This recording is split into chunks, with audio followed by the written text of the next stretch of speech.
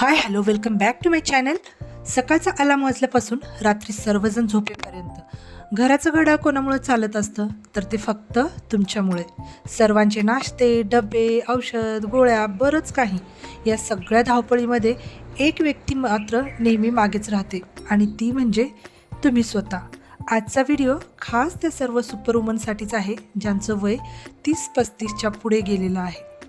ही 35 ही वयोमर्यादा ना जिथे शरीरामध्ये अनेक बदल होत असतात आणि इथेच आपण स्वतःकडे दुर्लक्ष करायला लागत असतो.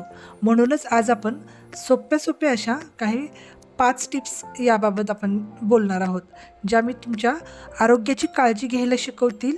चला तर मग सुरुवात करूया. वयाच्या 30 नंतर किंवा 35 नंतर स्त्रियांच्या शरीरात ना कॅल्शियम आणि लोह, आयरनची कमतरता जाणवू लागते. हाडांचा ठिसूळपणासुद्धा इथूनच सुरू होऊ शकतो. त्यामुळे रोजच्या आहारामध्ये 1 ग्लास दूध, दही किंवा ताक आणि हिरव्या पालेभाज्या यांचा आवर्जून समावेश आपल्याला करायचाच आहे.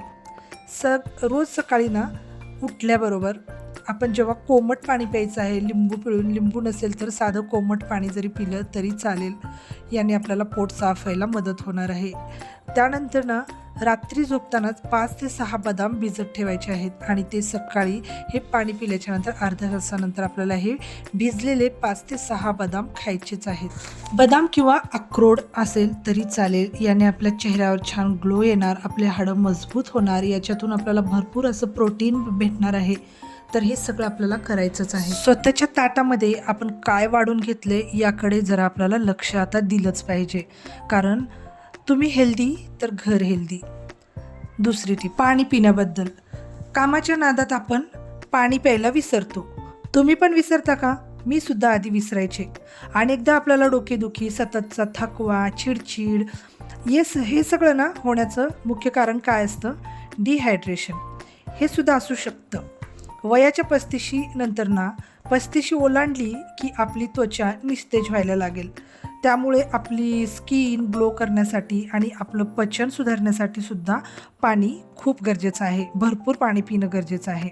दिवसाला किमान आपल्याला ना 8 ते 10 ग्लास पाणी पिलंच पाहिजे, असं डॉक्टरसुद्धा आपल्याला सांगत असतात. जर आपल्याला आठवण राहत नसेल ना तर त्यासाठी एक ट्रिक आहे. मला सुद्धा राहायची नाही आधी आठवण. तर यासाठी थोडे दिवस आपल्याला काय करायचं आहे, मोबाईलवर अलार्म लावायचा आहे किंवा किचनमध्ये काम करत असताना पाण्याची बाटली आपल्याला समोरच ठेवायची आहे. भरलेल्या पाण्याची बॉटल आपल्या डोळ्याच्या समोरच ठेवायची आहे. हा छोटासा बदल ना आपल्याला नक्की फ्रेश ठेवण्यास उपयुक्त ठरू शकेल.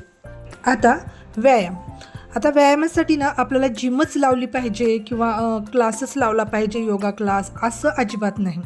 आणि मला माहीत आहे की तुम्हाला वेळसुद्धा मिळत नसतो, पण 35 नंतर पोटाचा घेर, बेली फॅट वाढणं आणि सांधेदुखी सुरू होणं खूप कॉमन झालं आहे आता. पण पुढे जाऊन याचा परिणाम हा खूप गंभीरसुद्धा होऊ शकतो. तर हे परिणाम टाळण्यासाठी दिवसातून फक्त 20 मिनिटं स्वतःसाठी द्या. तुम्ही फोनवर मैत्रिणीशी, आईशी किंवा आपल्या बहिणींशी गप्पा मारता घरातल्या घरात चालायला लागा. चालत बोला फोनवर. टी व्ही बघता स्ट्रेचिंग करा.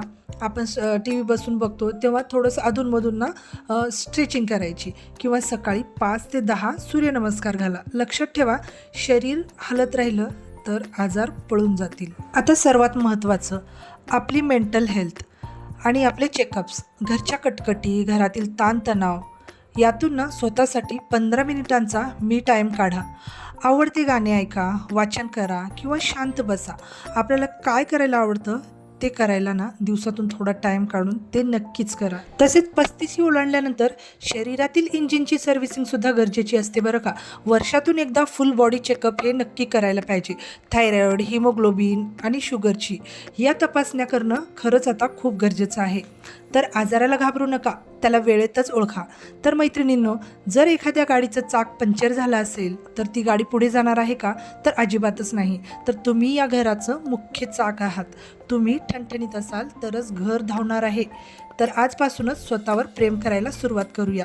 हा व्हिडिओ तुम्हाला कसा वाटला ते मला नक्की कमेंटमध्ये सांगा आणि तुमच्या बहिणीला, नंदेला, जावेला, तुमच्या मैत्रिणींना नक्की शेअर करा.